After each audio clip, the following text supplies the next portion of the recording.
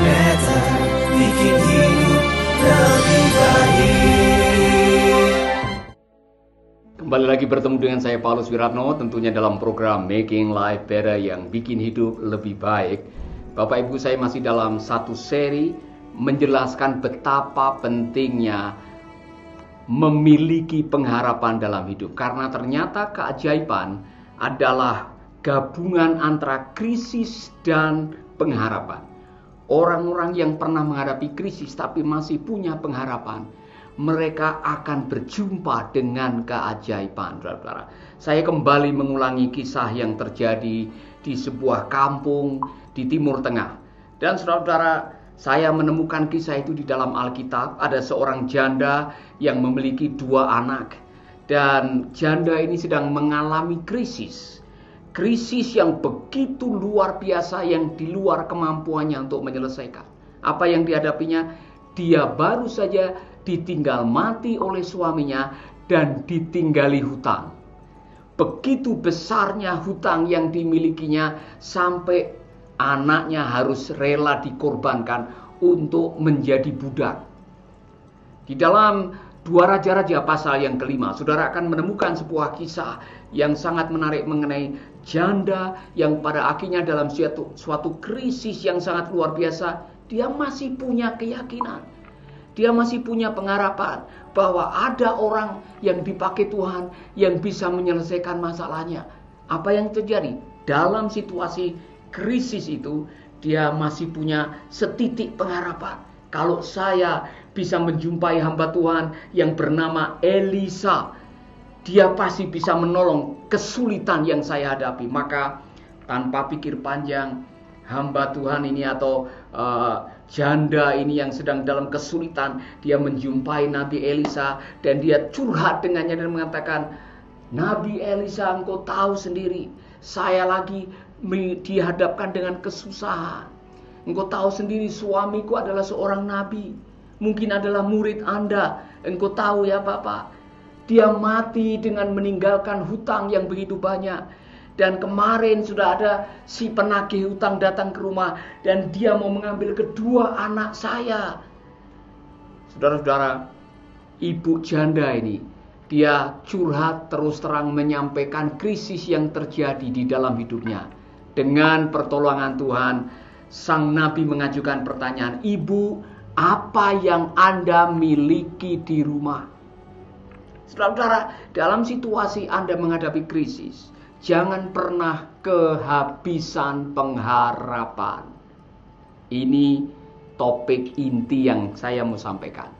Yang namanya manusia, yang namanya kehidupan, yang namanya orang yang masih makan nasi dan menginjak bumi, pasti akan ketemu dengan kesulitan, ketemu dengan krisis, ketemu dengan masalah, ketemu dengan pergumulan. Kita semua, saya punya dan saudara punya. Persoalannya adalah bagaimana kita menghadapinya, bagaimana kita melaluinya. Saudara-saudara, saya mau mengingatkan saudara-saudara, belajarlah dari janda 2 anak yang dililit hutang ini. Dalam situasi dia sudah tidak bisa lagi menyelesaikan masalahnya, dia tahu dengan kekuatannya dia tidak akan mampu lagi untuk menghadapi keadaannya. Dia mencari jalan keluar. Dan dia mencari hamba Tuhan yang punya pesan dari Tuhan, yang dipakai oleh Tuhan, yang bisa menjadi saluran keajaiban. Dia mendatangi seorang nabi, yaitu Nabi Elisa. Dan dia curhat kepadanya. Saudara-saudara, ini pelajaran buat kita semuanya. Ketika engkau sedang menghadapi krisis, carilah sumber yang bisa menyelesaikan krisis saudara. Ketika Anda punya masalah, carilah orang, carilah Tuhan, carilah kebenaran yang bisa menyelesaikan krisis saudara. Bukan malah nyari persoalan, bukan nyari kambing hitam, bukan nyari kelemahan orang, bukan salahkan pemerintah, salahkan tetangga, salahkan suami, dan menyalahkan keadaan. Datang kepada Tuhan.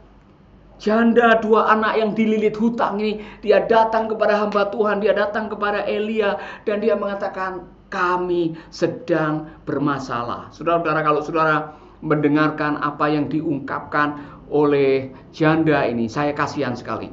Dia mengatakan, hambamu Engkau tahu bahwa suamiku adalah orang yang taat kepada Allah. Suaminya adalah seorang nabi. Mungkin kalau boleh diterjemahkan sekarang, seorang hamba Tuhan. Tapi saudara-saudara, yang namanya masalah tidak pernah pandang bulu. Masalah bisa datang kapan saja, di mana saja, kepada siapa saja, ya kan? Maka hadapilah setiap masalah dengan pengharapan. Amin. Saya bersyukur kepada Tuhan, ibu ini pada akhirnya dia harus siap menghadapi kenyataan dalam hidup ini. Kalau saudara sedang diizinkan menghadapi masalah, terimalah masalah, hadapilah masalah, jangan lari dari masalah. Karena saya selalu mengatakan, selama Anda makan nasi menginjak bumi, Anda akan bertemu dengan masalah. Satu-satunya tempat yang bebas dengan masalah adalah kuburan. Jadi kalau saudara mengatakan, ya Tuhan, bebaskanlah saya dari kuburan. Saudara tahu, Anda sedang mempercepat langkah Anda ke kuburan. Jadi kalau Anda sedang diizinkan menghadapi masalah, terimalah kenyataan. Mungkin yang saudara harus segera lakukan adalah bangkitkan pengharapan. Maka datanglah janda dua anak ini kepada seorang hamba Tuhan, karena masih ada harapan. Hamba Tuhan ini pasti bisa menolong saya. Maka dia curhat kepada hamba Tuhan. Dan hamba Tuhan itu bertanya, ibu, ada apa di rumah? Dan dia jujur, ada minyak zaitun dalam botol yang kecil.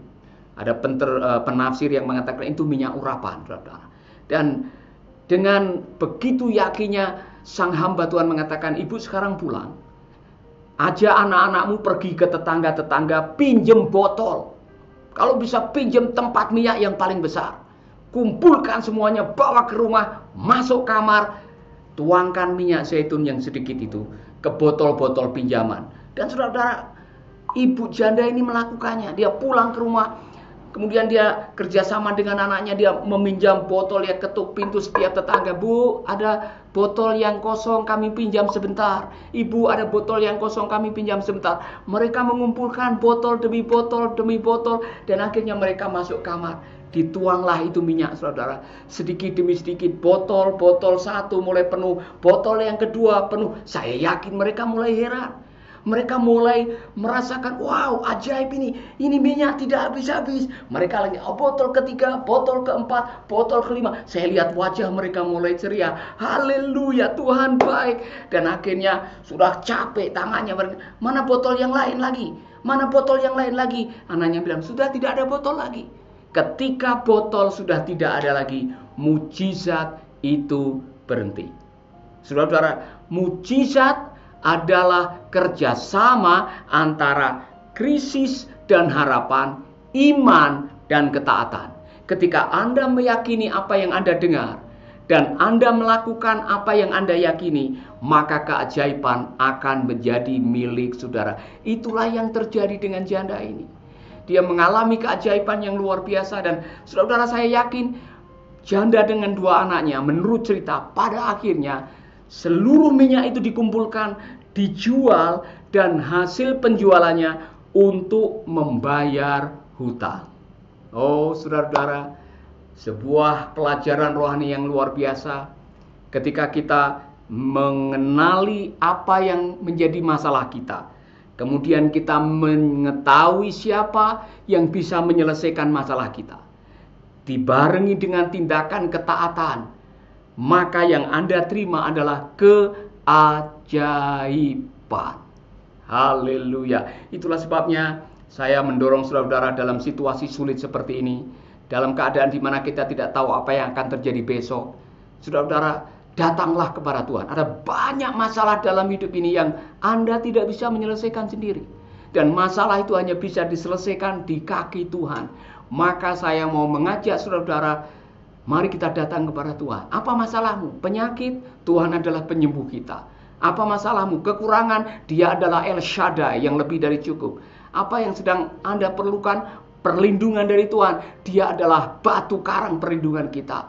Dia adalah perisai kehidupan kita. Apa yang sedang saudara hadapi? Anda takut dengan kuasa kegelapan? Oleh kuasa darah anak domba dan oleh kesaksian kita, iblis dikalahkan. Saudara-saudara, yang saya ingin sampaikan kepada Anda dalam situasi seperti ini, datanglah kepada Tuhan. hidupkanlah pengharapan, lakukanlah tindakan iman, taatilah kebenaran firman, dan Anda akan mendapatkan keajaiban. Amin. Saya tidak tahu situasi saudara, tapi kalau saudara sedang menonton video ini dan saudara mengatakan, Pak Paulus, saya perlu keajaiban, taruh tangan di dada, berdoa dengan saya. Izinkan Tuhan bekerja sekarang juga. Mari kita berdoa. Bapa kami di dalam surga, kami berdoa agar kiranya kuasa keajaiban itu mengalir dalam kehidupan saudara-saudara kami. Kalau ada di antara mereka yang membutuhkan keajaiban kesembuhan ilahi, keajaiban finansial, keajaiban untuk masa depan, keajaiban pemulihan pernikahan, keajaiban untuk pekerjaan dan pelayanan. Hari ini juga, waktu kami punya keyakinan disertai dengan tindakan ketaatan, kami akan melihat Tuhan melakukan keajaiban. Di dalam nama Yesus kami berdoa. Amin, amin. Tuhan memberkati saudara. Jangan lupa kalau saudara diberkati, bagikan video ini kepada teman-teman Anda. Dan kalau saudara sudah diberkati, jangan lupa tulislah kesaksian, SMS kepada kami. Tuhan akan menolong saudara. Dan jangan lupa nanti malam jam 8 malam waktu Indonesia Tengah. Ingat baik-baik, nanti malam saya akan melanjutkan pembahasan tentang mujizat, masih berkaitan dengan bagaimana hidup dalam iman di tengah-tengah kesulitan. Tuhan memberkati saudara, bagikan video ini dan Tuhan memberkati. Amin.